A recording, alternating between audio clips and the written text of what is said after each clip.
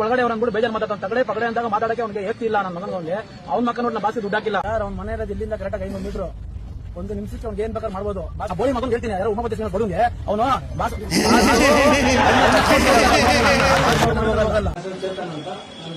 ಮಾಡಿ ಅವತ್ತು ಅನುಕೂಲ ಸ್ಟೇಷನ್ ಹತ್ರ ಹೋಗಿದ್ದೆ ಅಲ್ಲಿ ಒಂದು ತಪ್ಪ ಮಾತಾಡ್ತೀನಿ ಉಮಾಪತಿ ಶ್ರೀನಿವಾಸ ಪ್ರಥಮಿಗೆ ಮಾತಾಡ್ಬಿಡ್ತೀನಿ ಕಾನೂನು ಪ್ರಕಾರ ಏನಿದೆ ನಾನು ಅದಕ್ಕೆ ನಾನು ತಲೆ ಬಾಗ್ತೀನಿ ನನ್ನ ಹತ್ರ ಏನೇ ಒಂದು ತಪ್ಪಾಗಿದ್ರೆ ನನ್ನ ಕ್ಷಮಿಸ್ಬಿಡಿ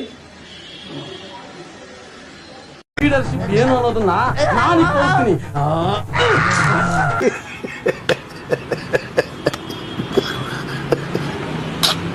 ಹೌದು ನಾನು ಪಾಪಿ ಕಚಡ ನನ್ ಮಗ ವರ್ಷ ನನ್ ಮಗ ಬೇರೆಯವ್ರು ಹೇಳ್ಕೊಳ್ಳ ಹೇಳ್ಕೊಂತೀರ ಅಷ್ಟೇ ವ್ಯತ್ಯಾಸ. ಹೇಳ್ರಪ್ಪ ಅವ್ರಿಬ್ರು ಗಂಡ ಹೆಂಡತಿ ಓಕೆನಾ? ಹೇಳ್ರು. ನಮ್ಮ ವಿಜಯಲಕ್ಷ್ಮಿ ಅತ್ತಿಗೆ ಅವರಲ್ಲ ಅವ್ರು ಬಂದು ದೊಡ್ಡವರು ಇವ್ರು ಚಿಕ್ಕವರು ಇಬ್ರು ಅವ್ರ ಅಂಡರ್ಸ್ಟ್ಯಾಂಡಿಂಗ್ ಇರುತ್ತೆ. ನಮ್ಮ ವಿಜಯಲಕ್ಷ್ಮಿ ಅತ್ತಿಗೆ ಅವರಲ್ಲ ಅವ್ರು ಬಂದು ದೊಡ್ಡವರು ಇವ್ರು ಚಿಕ್ಕವರು ಇಬ್ರು ಅವ್ರ ಅಂಡರ್ಸ್ಟ್ಯಾಂಡಿಂಗ್ ಇರುತ್ತೆ. ಯಾಕೋ ಬೋಳಿ ಮಗನೇ ಕಡಿತಾ ಇದೀಯಾ?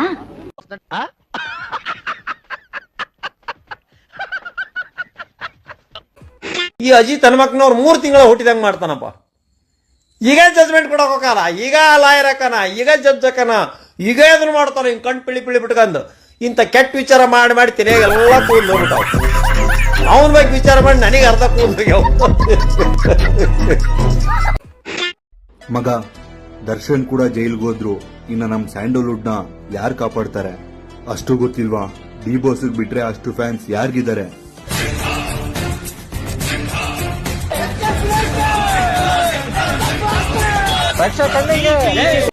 ಇದನ್ನೆಲ್ಲ ಕಣ್ಣಿಂದ ನೋಡಿ ಕಂಗಾಲ ಆಗ್ಬಿಟ್ಟಿದೀನಿ.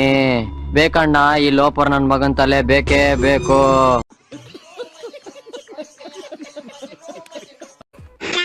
ಸೂರಜ್ ಕೇಸ್ ನೀವು ತೆಗೆದುಕೊಳ್ಳುತ್ತಿದ್ದರ ಅಂತ ಸುದ್ದಿ ಹಬ್ಬಿಸುತ್ತಿದ್ದಾರೆ, ನಿಜಾನ? ಸೂರಜ್ ನೋಡ್ರಿ, ಸೂರಜ್ ರಿವರ್ಸ್ ಕೇಸು, ಅದು ಪೆನ್ ಡ್ರೈವ್ ಫ್ರಂಟ್ ಕೇಸು. ಈಗ ಇದು ಸಾಗರದ್ದು, ಇದು ಫ್ರಂಟ್ ಕೇಸು. ಎಂತ ದರಿದ್ರ ಫ್ಯಾಮಿಲಿಂದ ನಿಮ್ ಫ್ಯಾಮಿಲಿ ಮಹಾಭಾರತದ ಕತ್ತಿದ್ದಂಗ ಅಲ್ವೇನ್ಲ ನಿಮ್ ಫ್ಯಾಮಿಲಿ ಮ್ಯಾಟ್ರು ಅಂದ್ರೆ? ಶುರುವಾಗೋದು ಒಂದೇ, ಎಂಡೇನು ಅಂತ ಹೇಳ್ಬಿಡ್ಬೋದು, ಮುಂದಕ್ಕೇನು ಅಂತ ಬಗಳು.